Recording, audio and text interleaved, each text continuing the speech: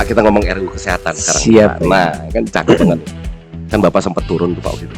Iya. RUU kesehatan, menolak tuh RUU kesehatan apa ya? Di DPR ya, kalau nggak salah. DPR ya. DPR.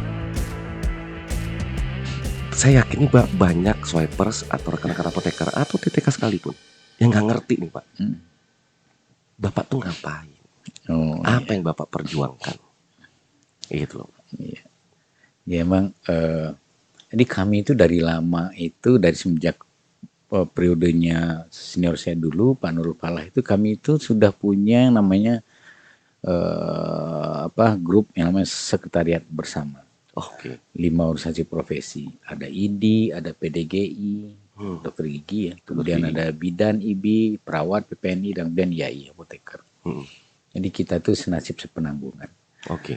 Nah di saat sekarang teman-teman medis, dokter gigi, bidan dan perawat, undang-undangnya yang sudah existing akan dilebur menjadi RUU, tentu IAI, apoteker, walaupun belum punya undang-undang, tentu juga harus menunjukkan solidaritasnya. Betul. Itu yang pertama. Tapi sebenarnya bukan hanya solidaritas, ada beberapa alasan di balik itu kenapa kami kemudian juga turut memperjuangkan untuk menolak RUU itu.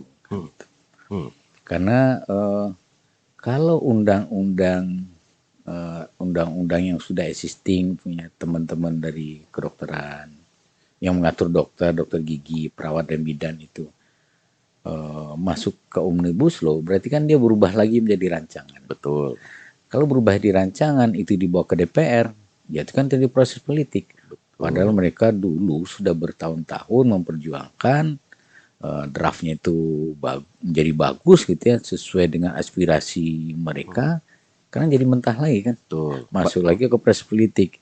Sehingga itu membuat mereka jadi hilang kepercayaan apakah akan yang bagus-bagus itu masih bisa pertahankan.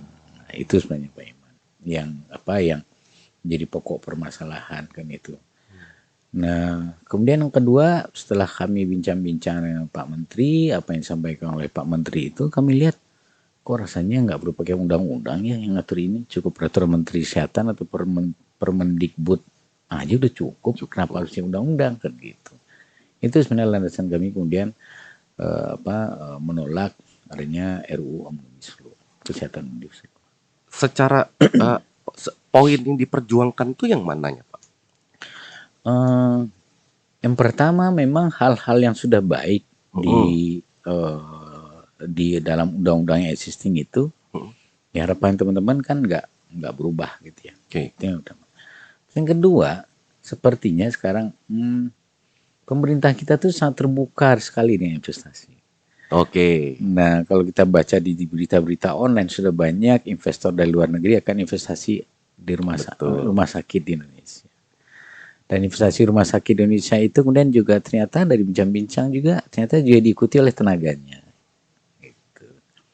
Mirip yang orang saya belum ketemu ya, tapi mirip cerita-ceritanya pembukaan investasi tambang dia. Ya, SDM-nya juga ikut lah kan gitu.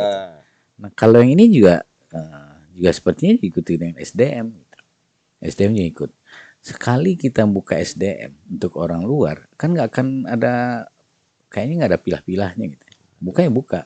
Betul. Berarti bukan hanya untuk dokter, bisa juga untuk perawat, bisa bidan, bisa apoteker, bisa tenaga gizi, serta masyarakat, semua buka.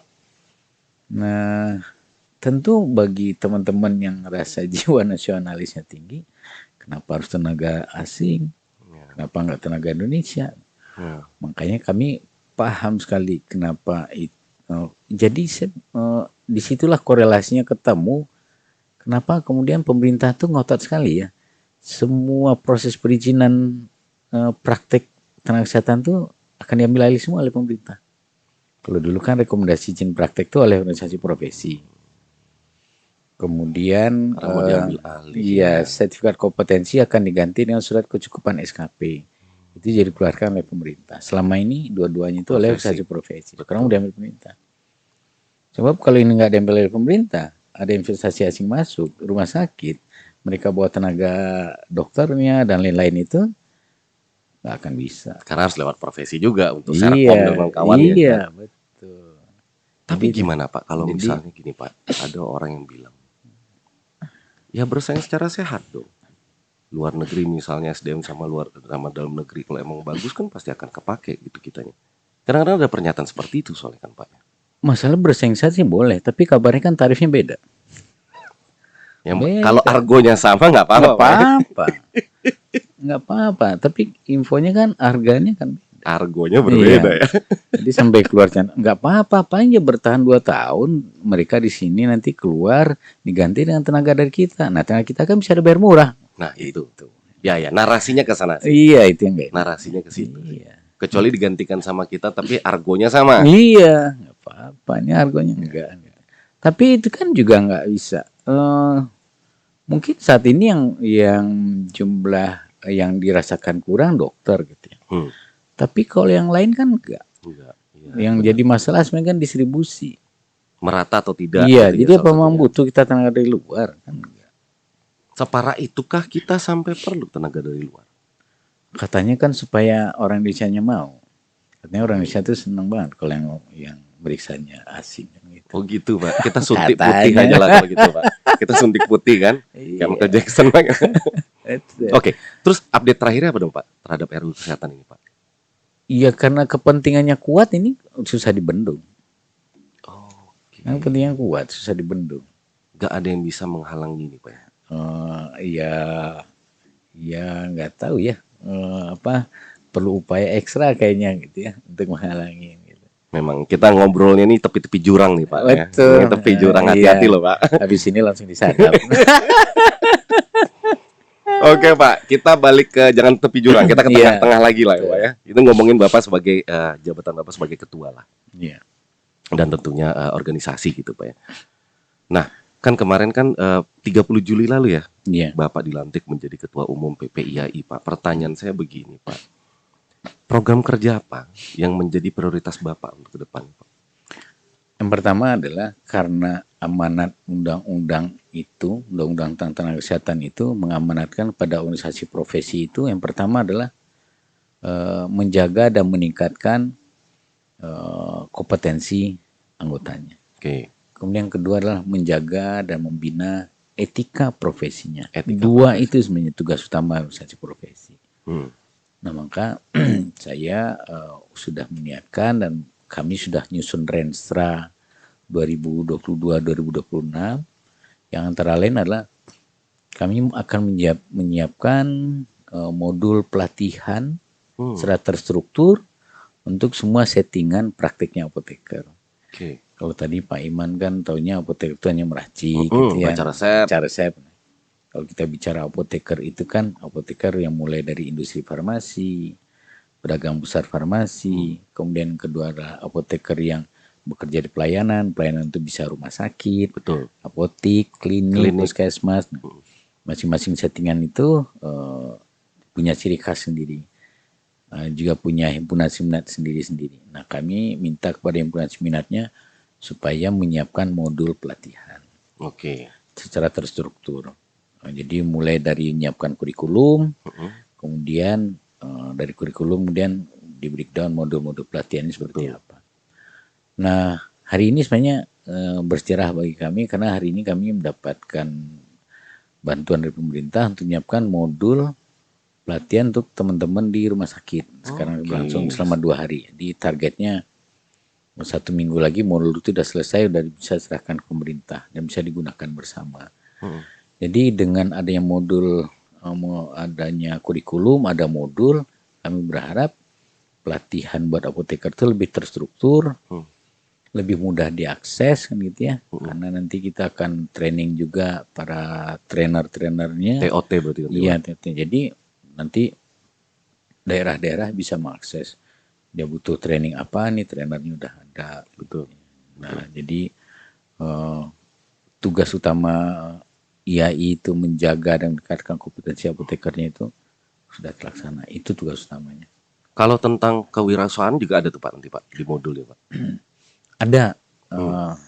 Sebenarnya untuk kewirausahaan itu nanti di teman-teman yang di farmasi komunitas ya, di apotek. Jadi itu juga ada modulnya nanti. Bagaimana mereka mengelola, memanage apoteknya. Kan tugas di pelayanan tuh selain pengelolaan juga ada pelayanan kefarmasian ya, pengelolaan seperti apa. Ini kami siapkan dulu kurikulumnya, setelah kurikulumnya disepakati, baru nanti disiapkan modul-modul pelatihannya. Gitu memang. Itulah benar-benar prioritas pertama Bapak ya. Iya, betul. Sampai 2026 itu. 2026. Untuk supaya modul-modul ini. Nanti outputnya apa sih itu Pak? Ya kan training. Betul. Maka mereka dapat sertifikasi gitu-gitu ya Pak ya. Kayak model-model gitu ya. Ya harapan kita kan sebenarnya gini. Kalau apoteker itu kompeten, keahliannya bertambah, itu pasti akan berdampak pada kesejahteraan. Pasti. Jadi artinya yang kita berikan bukanlah ikan, tapi kita berikan kayu. Ya, jadi harapan kita itu. Jadi program mensejahterakan apoteker itu bukannya dengan memberikan pinjaman atau semacam, bukan gitu. Tapi yang kita lakukan adalah bagaimana kompetensinya meningkat, sehingga dengan kompetensi yang meningkat maka menyebabkan itu akan berdampak pada kesejahteraannya kan gitu. Pak, apa sih sebenarnya mimpi besar dari IAI Pak? Visinya tuh mau apain Pak? IAI itu pengen jadi organisasi yang solid, yang bisa menjaga dan meningkatkan kompetensi anggotanya supaya anggotanya menjadi sejahtera. Oke. Tapi udah solid dong sekarang Pak. Oh, solid alhamdulillah. Iya kan? Solid, alhamdulillah. Tinggal sekarang mungkin meningkatkan kesejahteraannya. Betul. Kan begitu kan. Makanya perlu dari berbagai stakeholders lah untuk bisa membantu itu kan. Iya. Menurut Bapak penyebab kurang sejahteranya apa sih Pak? Karena itu apa gara-gara serta-merta gara-gara kurang update ilmu misalnya atau apa? Jadi tantangan apoteker itu sewaktu dia tamat itu adalah gimana dia menentukan passionnya Pak Iman. Karena kan kalau kita bicara dokter, kita bicara perawat, itu kayaknya konsepnya sama. Ingat yang pakai baju putih atau seragam putih di rumah sakit pasti dokter atau perawat atau di puskesmas. Tapi kalau kita bicara apoteker, itu ada yang di industri farmasi, ada yang di distributor, ada yang di pelayanan. Itu karakternya berbeda. Dia mau yang kemana? Betul. Nah, passionnya mau yang mana? Apakah mau yang di industri yang nggak butuh banyak berhubungan dengan orang, atau di distributor yang juga tidak butuh banyak berhubungan orang, atau yang di pelayanan. Nah, yang pelayanan ini yang perlu di make up sama Pak Iman kan gitu. Kalau industri distributor dia lebih banyak berhubungan sama sedikit lah berhubungan dengan customer kan gitu. Nah, itu kan mereka butuh menetapkan passion yang mana sih. Gitu. Nah, salah menetapkan passion jadi apa? Jadi agak lambat pergerakannya nanti. Gitu. Yang paling populer itu di mana Pak? Sebenarnya kalau apoteker tuh, nih tanya sama adik-adik saya, kalau saat tamat itu pengen itu kerja di industri farmasi. Oh, itu yang populer Pak? Iya, kerja di industri farmasi, terus di farmasinya penanda modal asing lagi. Kan, gitu. Wah, itu luar biasa. Itu udah kayak mungkin kalau di luar industri farmasi orang pengen kerja di FMCG. Misalnya begitu kan, kalau bukan non apoteker itu kan biasa begitu. Kalau ini pengen di industri farmasi, terus yang pemodal asing. Karena argonya beda mungkin. Argonya beda. Enak banget Pak ya. Argo beda tapi orang lokal. Itu masih nggak apa-apa. Pak, jangan ke tepi jurang lagi dong Pak. Ayo dong Pak, kita mainnya di tengah aja Pak.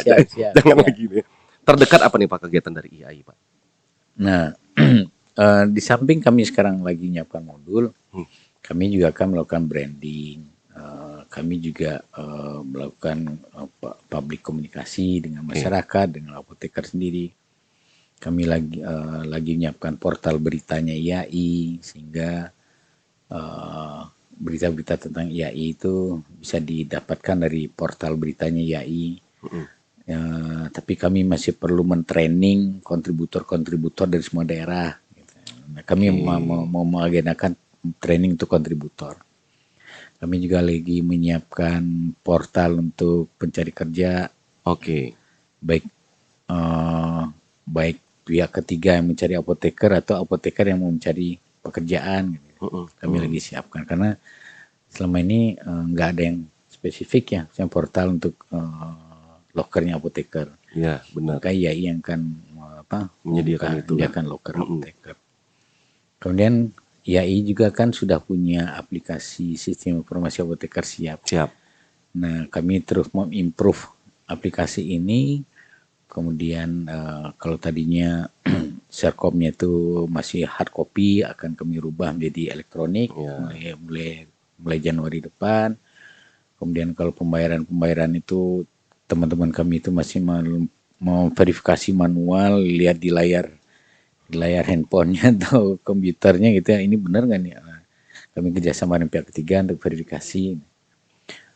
Macam-macam Pak Iman, jadi kami juga ingin menyiapkan lembaga sertifikasi profesi. LSP Pak? LSP Pak. Oke. LSP karena gimana pun kan banyak kegiatan-kegiatan yang... Sebentar, LSP selama ini belum ada Pak kalau untuk ini? Belum ada Pak? Belum ada. Jadi kami baru menyiapkan LSP. BNSP nanti itu kan?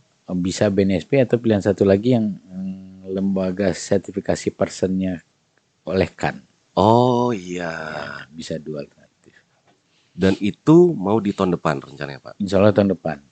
Keren sih Pak kalau bisa bikin LSP itu. Ya, karena kebutuhannya udah terlihat banyak. Kami juga punya bidang halal yang juga perlu mensertifikasi apotek-apotek yang ingin terlibat di dalam program halal. Gimana tuh Pak? Kalau program halal jadi gimana maksudnya Pak? Kayak penyelia halal atau auditor halal. Gitu. Kan perlu disertifikasi. Benar. Atau ada apoteker yang pengen membaktikan hidupnya untuk membantu UMKM. Kan banyak UMKM produknya juga harus diberi label halal kan ya. Itu kan harus diaudit kan ya.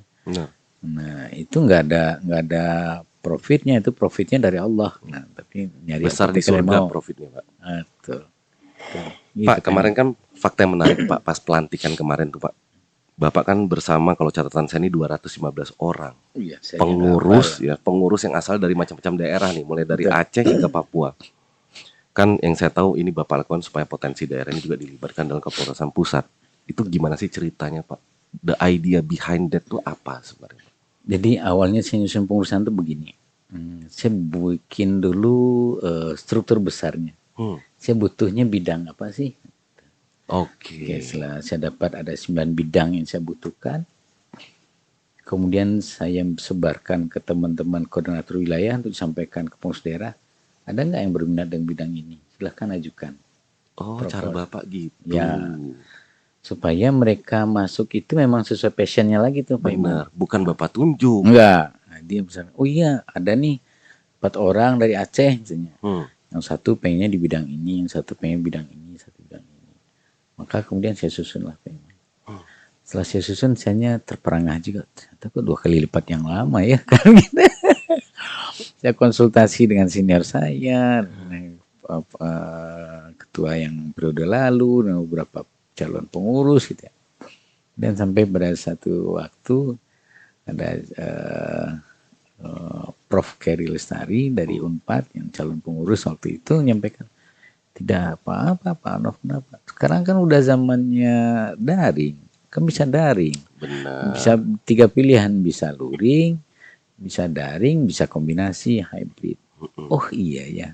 Makanya kemudian saya, oh ya oke. Jadi memang waktu itu sejak dari Aceh sampai Papua tuh ada yang pengusulan.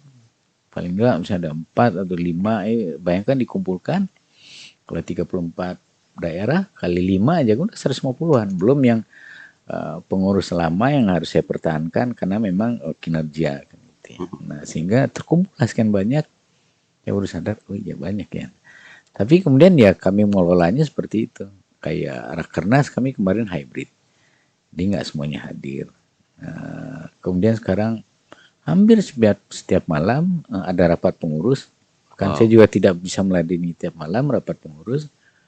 Rapat-rapat bidang ya karena bisa secara online dengan Zoom. Sehingga cukup efektif. Gitu ya. Efektif dan itu menyebabkan juga gejolak-gejolak daerah juga kurang. Kenapa? Karena udah semua daerah juga paham, oh iya PPI itu kegiatan dibahas ada. Inilah yang disiapkan, inilah yang dibahas. Gitu Pak. Apa yang harus selalu dipegang teguh para apoteker dalam menjalankan praktik keprofesian? Oke. Yang pertama adalah rasa bertanggung jawab. Sehingga sewaktu kita harus berpraktek ya kita harus tanggung jawab. Kemudian kalau kita harus berpraktek ya kita harus profesional.